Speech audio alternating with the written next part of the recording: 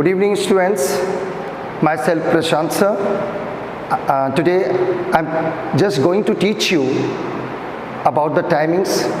How can we easily see the time? How can we easily speak the time? That's why today I'll teach you telling the time in British English. मैं आपको आज सिखाऊंगा कि British English में timing कैसे बोली जाती है और उसे कैसे लिखा जाता है। अब हम आगे बढ़ते हैं और इसी क्रम में हम इस क्रम को आगे बढ़ाते हुए ये समझाने का प्रयास करते हैं कि ये जो टाइमिंग है आखिर कैसे बोली जाती है।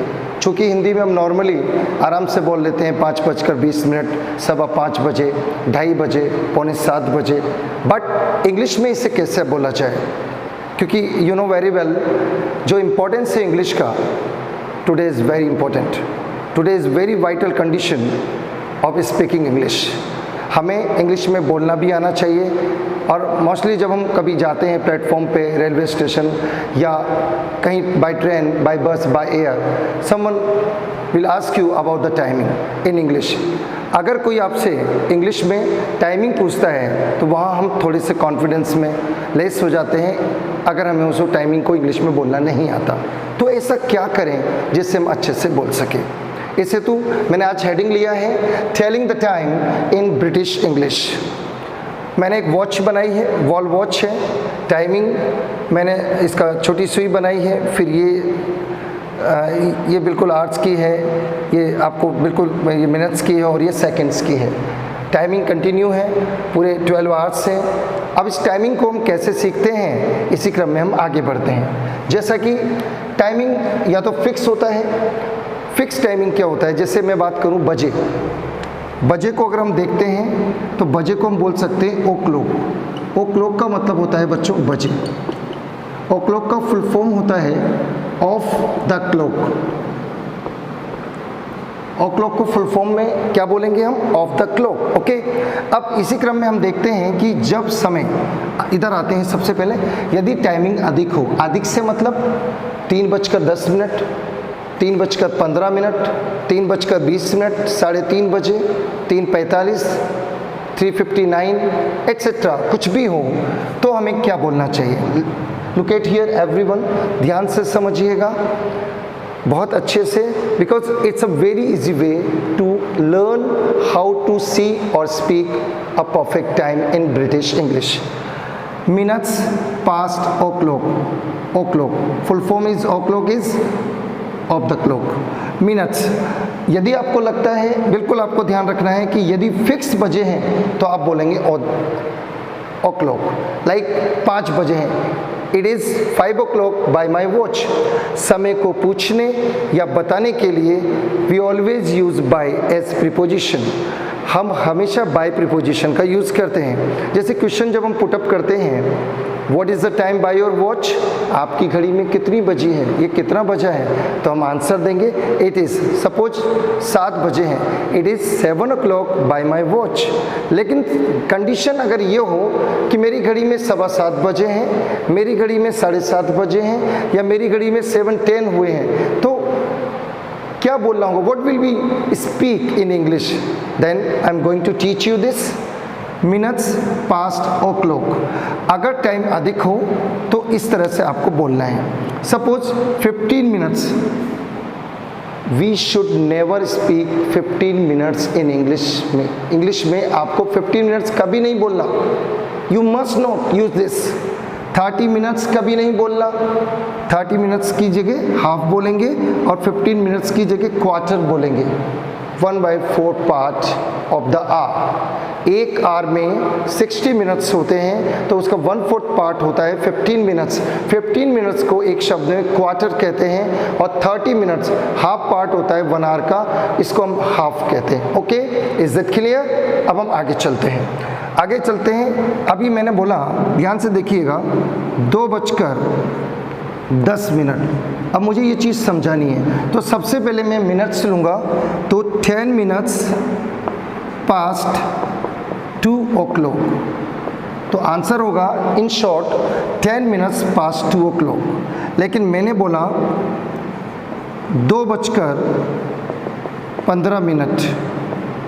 तो हम इसको बोलेंगे क्वार्टर पास्ट 2 o'clock। ध्यान से समझिएगा, जब 2:15 है तो हम we cannot write here 15 minutes, हमें 15 के स्थान पर क्वार्टर लिखना है और 30 मिनट्स के स्थान पर हाफ लिखना है। It should be remindable for the students and for the those who want to understand this thing. And again listen and see here quarter past 2 o'clock। मैं बात करता हूँ, यहाँ पर आ जाता है, सपोज कीजिए 5:30, तो हमारा आंसर होगा 5:30 o'clock। इस चीज़ को आपको अच्छे से ध्यान रखना है, बहुत ध्यान से। इस तरीके से हम टाइमिंग्स को सीखते हैं। जब भी हम समय को अधिक बताएंगे, किसी वजह से अधिक बताएंगे, 10 मिनट ज़्यादा, 15 मिनट ज़्यादा किसी में उसमें, तो हम वहाँ पर पास्ट का यूज करेंगे। ये आपको अच्छे से ध्यान रखना है। इसी क्रम में हम आगे चलते हैं कम के संदर्भ में, कि मान लीजिए समय कम हो तो हमें क्या करना चाहिए। पास्ट और टू का अंतर है, अधिक है तो हम यहाँ पर पास्ट का यूज करेंगे और कम है तो हम टू का यूज करेंगे। मैं यहाँ बोलता हूँ 2 बजने में 15 मिनट बाकी या शेष, तो हम लिखेंगे क्वार्टर टू 2 o'clock। आपको ये चीज़ अच्छे से ध्यान रखनी है। पहली बात मैंने बोला, इसी क्रम में अच्छे से समझना, 7 बजने में 10 मिनट शेष, तो 10 मिनट्स टू 7 o'clock। आपको अच्छे से ध्यान रखना है। बस ये कुछ बातें हैं जिस तरह से आप बहुत आसानी से टाइमिंग को सीख सकते हैं। अब बात आती है जब हम क्वेश्चन करते हैं, तो क्वेश्चन इस तरह से होता है, ध्यान से समझना। What is the time by your watch. आपकी घड़ी में कितनी बजी है या कितना बजा है। What is the time by your watch. तो इसका हम आंसर बहुत आसानी से देंगे। सपोज हमने बोला कि घड़ी में 5:20 हुए, तो हम बोलेंगे it is 20 minutes past 5 o'clock by my watch. बहुत ध्यान से प्रोनाउंसिएशन का ध्यान रखते हुए हम यूज करेंगे। इसमें कई चीज़ें देखने की है कि अधिक बताने के लिए we always use past between o'clock and minutes, और जब हम किसी टाइम को कम बताएंगे, शेष के अर्थ में बताएंगे, कमी के अर्थ में बताएंगे, तो हम वहाँ पर we will use there to in place of past. Okay, अब इसी क्रम में हम देखते हैं by. By is very important preposition here. In order to ask, in order to tell about the time, we always use by to show the time. समय को दर्शाने के लिए हम हमेशा बाय का प्रयोग इंग्लिश में करते हैं। तो इसका क्वेश्चन बनेगा what is the time by your watch. तो टाइम कितना भी हो, सपोज 9:30 बजे हैं, तो हम बोलेंगे it is 9:30 o'clock by my watch. बहुत आसान है। अधिक हो तो बीच में पास्ट लिखें, सबसे पहले मिनट्स लिखें, फिर पास्ट लिखें, उसके बाद आप o'clock लिखें। समय शॉर्ट में है, लेस में है, यानी कम में है, तो आप सबसे पहले मिनट्स लिखें, फिर 2 लिखें, उसके बाद o'clock लिखें। It should be very better for the students as well as all the learners who want to understand this topic in a very confident mood. I hope you are just going to understand what I want to tell you. इसी क्रम में हम इस चीज़ को वापस से repeat करते हैं एक बार अच्छे से। Telling the time in British English. This is the watch, this is the wall watch in which we see 12 hours continually. Short हम निडल देखते हैं, इसकी मिडिल निडल देखते हैं और इसकी लॉन्ग निडल देखते हैं। तो हम देखते हैं ये आवर्स को भी बताती है छोटी, उसके बाद दूसरी वो मिनट्स को बताती है, और इसके बाद जो सुई है सबसे बड़ी वो सेकंड्स को मापित करती है, मेजरमेंट करती है। तो इसमें 2 पार्ट में मैंने आपको बांटा है। स्मॉल ए पार्ट है कि यदि समय अधिक हो, if the time is more. Small B part में मैंने बांटा है यदि समय कम या शेष हो, if the time is short. Okay, if the time is more, here we can use. आराम से समझना, कोई जल्दी नहीं है, बहुत अच्छे से। मिनट्स सबसे पहले हम लिखेंगे, उसके बाद हम पास्ट लिखेंगे, पास्ट के बाद ओ क्लॉक। ओ क्लॉक शो करता है बजे को, किसको शो करता है? बजे को शो करता है। आपको अच्छे से ध्यान रखना है। पास्ट अधिकता को बताता है, किसी भी चीज़ की अधिकता को बताता है। अधिकता, अधिक, कोई भी चीज़ अधिक हो या ज़्यादा हो उसको बताता है। मिनट्स टाइमिंग होते हैं, इसे हम समय कहते हैं। इसका आपको ध्यान रखना, टाइमिंग जो कि मिनट्स में होती है, मिनट्स में, ठीक है। आपको ये ध्यान रखना है, मिनट्स, पास्ट, ओ क्लॉक। तो जैसे मैंने आपको समझाया 2:10, 10 मिनट्स पास्ट 2 o'clock, देन 2:15। बात अच्छे से समझना, 15 मिनट्स को हम हमेशा क्वार्टर बोलते हैं, 30 मिनट्स को हम हमेशा हाफ बोलते हैं। इस बात का आपको बहुत अच्छे से ध्यान रखना है, ठीक है। अब गलती से भी 15 मिनट को 15 मिनट्स नहीं बोलना और 30 मिनट को 30 मिनट्स आपको बिल्कुल नहीं बोलना है। बहुत अच्छे से समझना, 2:15, क्वार्टर पास्ट 2 o'clock, 2:15। तो आपने बोला क्वार्टर पास्ट 2 o'clock। अगला है 5:30, हाफ पास्ट 5 o'clock। इसी क्रम में हम आगे बढ़ते हैं। यदि समय कम या शेष या बाकी हो, if the time is short और लेस, मिनट्स 2 o'clock। 2:15 बाकी, शेष या कम, तीनों सिचुएशंस में we always use to between minutes as well as o'clock. देखिए 2:15 बाकी, 15 मिनट यानी 15 minutes, but we cannot write this, we only write this, क्या बोलेंगे उसको? Quarter, quarter to 2 o'clock, quarter to 2 o'clock।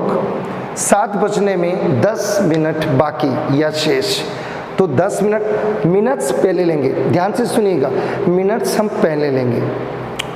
10 minutes to 7 o'clock, इस तरह से आपको बोलना है। अब एक चीज़ और मैं आपको सिखाऊंगा जो आपको बहुत ध्यान से समझना है। मैं इसे अभी इरेज नहीं करूंगा क्योंकि दैट इज़ वेरी इंपॉर्टेंट। अगर टाइमिंग 30 मिनट से ज़्यादा बताया जाए, किसी तरह, जैसे सपोज टाइमिंग बता दिया जाए कि 5:40।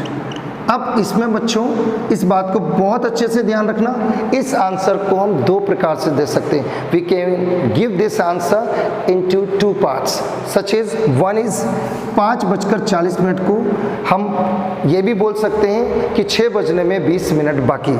तो पहले हम 40 मिनट्स लेंगे, 40 minutes past 5 o'clock, that is the first answer, and the second is 60 minutes होते हैं 1 hour में, तो 60 में से 40 गए तो 20 मिनट्स। अब आप 20 मिनट्स लिख रहे हो, यानी आप इसको अब लिख रहे हो कम में 2, यानी 6 बजने में 20 मिनट बाकी।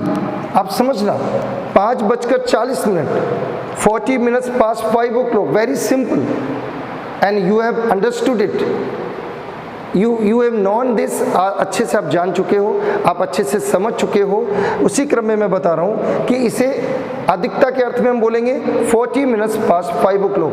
चूँकि 40 मिनट्स 30 से ज़्यादा होता है तो हमारा दूसरा आंसर 60 से माइनस कर दिया जाएगा मिनट्स को। तो चूँकि 60 मिनट्स 1 आवर में होते हैं, 60 माइनस 40 इक्वल टू 20 मिनट्स।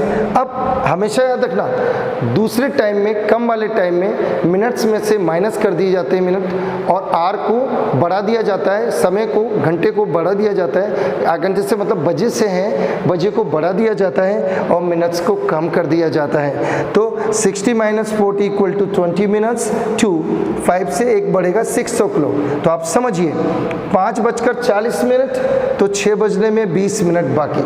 इस एक ही आंसर को हमने दो तरीके से दिया, and that is a good way to speak the right answer to the person who asked to you about the timing in British English। तो आपको ये चीज़ बहुत अच्छे से ध्यान रखनी है। अब बहुत सी बातें ऐसी होती हैं, हम हिंदी में जो नॉर्मली पूछता है हम बोल देते हैं 6:45 बजे हैं, 7:15 बजे हैं, 8:30, लेकिन when the time is asked by someone into English, that may be very risky for the person who does not know in a confidence manner how to tell the right time in British English. तो ऐसी situation में हमें ये सारी knowledge होनी चाहिए.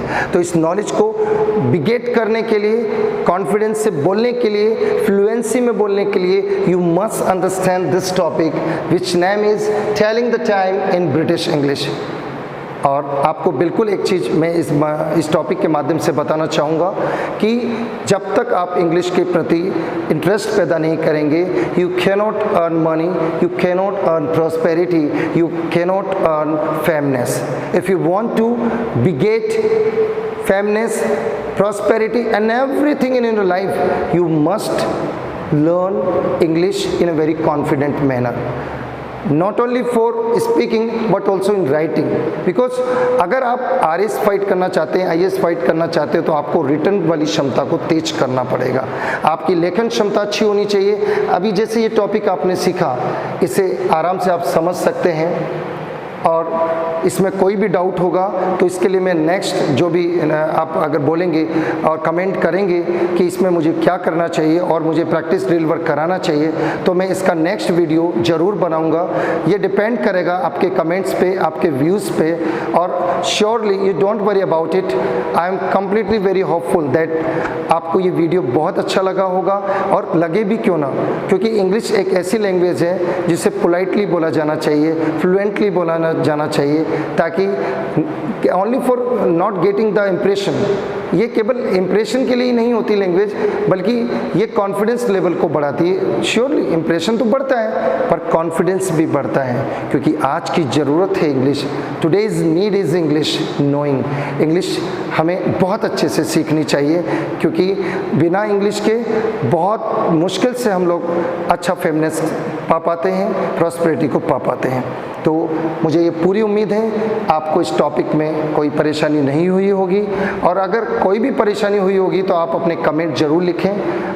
इस video के बाद, देखने के बाद उस कमेंट में आपको लगता है कि ये चीज़ है, तो मुझे लगेगा तो मैं डेफिनेटली आपको उसका आंसर डेफिनेटली रिप्लाई दूंगा. और हो सका तो एक वीडियो इसका ड्रिल वर्क का मैं आपको ज़रूर दूसरा वीडियो बनाऊंगा.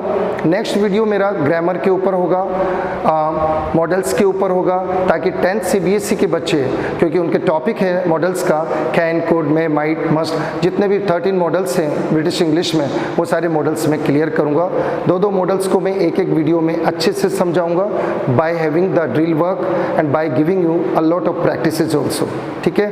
और बस मैं यही चाहूँगा कि आपको अगर ये वीडियो पसंद आए तो इसे आप ज़रूर लाइक करें, शेयर करें. और अगर आपको लगता है कि आपको वीडियोस और देखनी है तो प्रयास करें. बिल्कुल प्रयास नहीं, डेफिनेटली ऐसा करें. You will surely do this. आपको सब्सक्राइब करना है ताकि मैं और अधिक से अधिक वीडियो आपको दे सकूं. चूँकि मैं इससे पहले वीडियो नहीं बना पाया, कंडीशंस कुछ अलग थी. Otherwise, now I am completely ready to make a lot of videos for my loving and very learning students, and I am very hopeful that you will understand this topic. And take care my dear students. Bye. Take care my students.